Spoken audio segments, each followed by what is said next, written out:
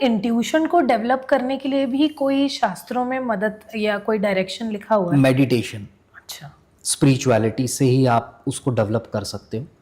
जितना ज़्यादा आप मंत्रा, इसमें मंत्रा चैंटिंग बहुत इंपॉर्टेंट है। जितना ज़्यादा मंत्रा चैंटिंग करोगे उतनी ज़्यादा प्योरिफिकेशन होगी। It depends upon purification. अब कुछ लोग तो पुराने अपने कर्म लेके आते हैं, तो एक पर्टिकुलर चीज़ जो जिस इंट्यूशन के लिए एक पर्टिकुलर प्योरिटी की ज़रूरत होती है वो उनके साथ पिछले जन्मों से कैरी हुई है। बट अगर आप इस जन्म में अगर करना चाह रहे हो, आपकी नहीं है इंट्यूशंस, तो you have to get into chanting. जितना आप मंत्र जप करोगे उतनी आपकी प्योरिफिकेशन होगी। मंत्र जप में कलयुग के अंदर जो सबसे अच्छा मंत्र है वो हरे कृष्ण महामंत्र है। मुझे तो खुद को ऑलमोस्ट 13 साल हो गए मैं जप करता हूँ। 2012 में मैंने शुरू किया था, उससे पहले भी किया था बट वो टूटा फूटा था। कंटिन्यूटी जो बनी है वो 2012 से है। तो 2012 से मैंने करना शुरू किया, तो वो हरे कृष्ण महामंत्र है। हरे कृष्ण कृष्ण कृष्ण हरे हरे, हरे Ram Ram Ram Hare Hare. It's a very important, और शास्त्रों में भी दिया गया है कि जब कलयुग आया तो नारद जी ब्रह्मा जी के पास गए और उन्होंने पूछा कि भाई आप, कलयुग आ गया। He was very tense. तो ब्रह्मा जी ने पूछा क्या हो गया, तो उन्होंने कहा कि अरे कलयुग आ गया भाई, प्रभु कलयुग आ गया और कृष्ण भगवान तो चले गए अपनी लीला समाप्त करके, द्वापर खत्म हो गया, वो गए तो सारे मंत्रों का फल, व्रतों का फल, तपस्याओं का फल सब कुछ अपने साथ लेके चले गए वो तो। अब इनका भला कैसे होगा? तब ब्रह्मा जी ने बोला कि हरे कृष्ण कृष्ण कृष्ण हरे हरे, हरे राम राम राम हरे हरे, इति षोडशकम नाम नाम। ये जो 16 नाम है, कली कलमश नाशनम, कली के जितनी भी कलमश है, कलमश मतलब बुराइयां, गंदगी, नाशनम उसका नाश करेगा। नातः परोत्र उपाय, इससे पर और कोई उपाय नहीं है। सर्व वेदेषु दृश्यते, सारे वेदों में दृष्टि डालने पर भी इससे पर कोई उपाय नहीं। कलयुग के अंदर अलग अलग युगों में अलग अलग मंत्र होते हैं, पर कलयुग में स्पेसिफिकली ये हमारे कली संतरण उपनिषद में मेंशन्ड है। ओके। कि आप ये मंत्र करो। Kali Santarana Upanishad is from the top 11 Upanishad. Okay sir, जैसे किसी की डेथ भी होती है तो उनको जब शमशान घाट लेके जाते हैं तब भी हरे कृष्णा ही बोलते हैं। हाँ। तो ऐसा क्यों होता है सर कि बाकी सारे मंत्रों में इसी मंत्र को बोल के ले जाया जाता है? क्योंकि देखिए हर युग के अंदर अलग अलग मंत्र दिए गए हैं मोक्ष प्राप्ति के। और हरे कृष्ण महामंत्र जो है इसमें राधा रानी का नाम भी है, कृष्ण का नाम भी है और राम का नाम भी है। राधा रानी का डायरेक्ट नाम नहीं है, एक इनडायरेक्ट नाम है जो चाहिए होता है। मतलब एक होता है ना कि जैसे कई बार मेरी प्रेजेंस की ज़रूरत नहीं है, मेरा ये लेटर दे दो आप, इस लेटर भी मेरे बराबर ही काम करे कुछ सिचुएशंस में। तो कलयुग में, और दूसरी चीज़ क्या है, राधा नाम लेने के लिए कलयुग के जीव उतने प्योर नहीं है। सुखदेव गोस्वामी भी ने भी नहीं लिया राधा रानी का नाम जब उन्होंने भागवतम पूरा बोला, क्योंकि वो इतना ज्यादा ओवरवेल्म हो जाते थे राधा रानी का नाम लेते ही कि वो मूर्छित हो जाते थे, मतलब बेहोश हो जाते थे, इतने ज्यादा ओवरवेल्म हो जाते थे। तो कलयुग में क्या किया कि उसको सेट कर दिया कि आप हरे बोलो ना। हरे का मतलब क्या है वो भी मैं आपको बता देता हूं। सबके चित्त को जो हरता है वो हरि है। भगवान श्री हरि को हम क्या बोलते हैं, ये सबके चित्त को हर लेते हैं। और हरि का भी जो चित्त हर लेता है उसको बोलते हैं हरा।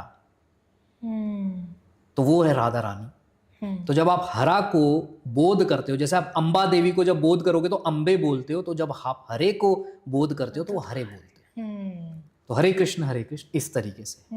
क्योंकि हम राधा कृष्ण की यहाँ पे बात कर रहे हैं सर, ऐसा क्यों होता है कि कृष्ण जी की जो पत्नी है उनके बारे में उतनी ज़्यादा बातें नहीं होती जितनी कृष्ण जी की प्रेयसी के बारे में या राधा जी के बारे में होती है?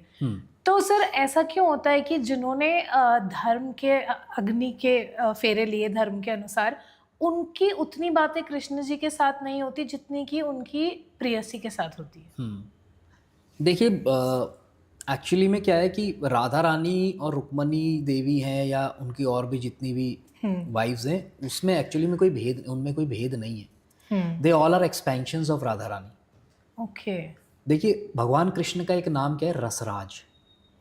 तो वो अलग अलग रस को भी चखते हैं कि मुझे सारे रस देखने हैं। हम भी अपनी लाइफ में क्या करते हैं, हम अलग अलग रस चखते हैं कि मुझे ये भी देखना है, मुझे दोस्त भी बनाने हैं, मेरे को फैमिली भी चाहिए, मुझे फॉरेन भी घूमने जाना है, अलग अलग चीज़ें हम देखते हैं। तो उसी तरीके से तो वो भगवान कृष्ण के अंदर है वो चीज़, इसीलिए हम में है क्योंकि हम उनके अंश हैं।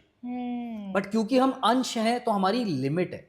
भगवान अनलिमिटेड है इसलिए उनकी वो अनलिमिटेड है। पर लोग क्वेश्चन करते हैं कि आपने 16,800 रानियां है आपकी। तो हमारे एक वैष्णवाचार्य उन्होंने क्वेश्चन किया कि ठीक है, पर मुझे आप ऐसा कोई इंसान दिखाओ कि सारे के सारे 16,800 रानियों के साथ एक समय पर हर रानी के साथ प्रेजेंट हो, ऐसा कौन है? वो कृष्ण है, उनके अलावा कोई नहीं। क्योंकि नारद जी के साथ हुआ भी था कि वो जब गए तो उन्होंने देखा कि चलो देखता हूँ आज भगवान क्या लीला कर रहे हैं रुक्मणी जी के साथ। तो देखा तो बैठे हैं, कुछ कुछ कर रहे हैं, चलो उनको देख के आता हूँ। वो बेचारी उदास होंगी कि कृष्ण है ही नहीं, आए नहीं आज। तो जाके देखा तो भगवान वहां पे भी ऐसे ही वो देख रहे हैं हर जगह जाके, भगवान तो हर जगह बैठे हुए हैं। तो ये चीज जनरल लोग नहीं समझते, बिकॉज ये एक्चुअली में हमको लगता है स्पिरिचुअलिटी जो है वो फ्लैट है। फ्लैट नहीं है, इट हैज लेवल्स, बहुत लेवल। जैसे पढ़ाई के लेवल है ना, नर्सरी से लेकर पीएचडी या उससे भी ऊपर, उसी तरीके से आध्यात्म में भी अलग अलग लेवल है। तो ये टॉप लेवल की साइंस है जो हम समझ नहीं सकते। भगवान का बेडरूम है, तो भगवान के बेडरूम में आप किसी के जाओ कमरे में, घर में गए और मैं बेडरूम में घुस गया सीधा, मैं आपके घर आऊं सीधा बेडरूम में चला गया, सर कहाँ जा रहे हो? ये तो पॉसिबल नहीं है ना। मैं पहले जानूंगा, दोस्ती होती है, उसके बाद आप जाते हो। मतलब मैं अपने दोस्त के भी तभी जा सकता हूँ जब वो मेरा दोस्त है। हाँ, करेक्ट, ठीक है ना। तो जब तक एक रिलेशन स्टैब्लिश, आपने भगवान से रिलेशन तो अभी स्टैब्लिश ही नहीं किया और सीधा बेडरूम में घुसना चाहते हैं, तो क्या होगा? लात पड़ेगी आपको। इसीलिए भगवान क्योंकि सम है, गीता में भगवान ने बोला है कि मैं सम हूं सबके लिए, सिर्फ अपने भक्तों से मैं थोड़ी सी पार्शियलिटी करता हूं। तो जो भगवान को मानता नहीं है वो सम है उसके लिए। तो अगर वो नहीं मानना चाहता तो भगवान उसको ऐसी इंट्यूशंस देते हैं जिससे उसकी नास्तिकता और बढ़े। भगवान का ये नेचर है। भगवान, भग का मतलब होता है ऐश्वर्य, जो ऐश्वर्यों को वान करता है वो भगवान कहलाता है। 6 ऐश्वर्य मुख्य बताए गए हैं शास्त्रों के अंदर। कौन से सर? उसमें संपूर्ण ताकत, ठीक है, कि सबसे ज्यादा ताकतवर नहीं है वो, सारी ताकत ही उनसे आती। इतने ग्रह टांग रखे हैं हवा में। संपूर्ण धन, सब कुछ उनका है। लक्ष्मी जी किसकी पत्नी है? उन्हीं की पत्नी है, विष्णु जी की। हाँ, जो कि अवतार, हाँ, कृष्ण जी। तो लक्ष्मी जी के टूटे हुए कंगन से सारा भौतिक जगत चल रहा है। ये शास्त्रों में आता है कि उनका कंगन टूट गया था तो उन्होंने फेंक दिया ऐसे भौतिक जगत में। तो उससे सारा भौतिक जगत चल रहा है और सब सोच रहे हैं ये मेरा पैसा, ये मेरा पैसा है। तुम्हारा कुछ नहीं है, वो उधर से आया है। संपूर्ण ज्ञान, आप देख लो जितने भी फिलोसफर्स हैं, चाहे मैं नाम नहीं लेना चाहता, जितने भी हैं जो अपने आप को बहुत बड़ा गुरु बोलते हैं, वो घुमा फिरा के गीता की ही बात करेंगे। सब कुछ गीता से लिया है उन्होंने। गीता के बाहर आज तक कोई नहीं बोल पाया क्योंकि कुछ है ही नहीं गीता के बाहर। वो किसने दिया? भगवान ने। संपूर्ण यश, मतलब उनसे ज्यादा आप देखो ना, जो उनसे जुड़ जाता है वो भी यशस्वी हो जाता है। आज रावण क्यों फेमस क्यों है? राम जी की वजह से। हनुमान जी क्यों है? राम जी की वजह से। कंस क्यों है?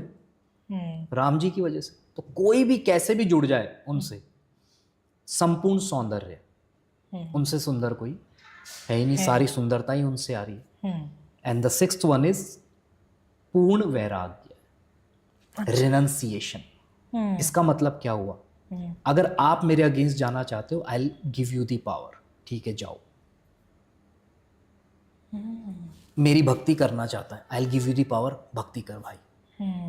होता है ना, जो अब मैं अगर आपको बताऊं, आज मैं 7 साल मंदिर में रहा, पिछले 10-12 साल से मैं स्पिरिचुअलिटी प्रैक्टिस कर रहा हूं, तो आई नो कि मुझे क्या पावर मिलती है जब मैं भगवान के नामों का जप करता हूं, जब मैं भगवान की सेवा करता हूं, अर्चना पूजा करता हूं, तो मुझे क्या पावर मिलती है मैं जानता हूं।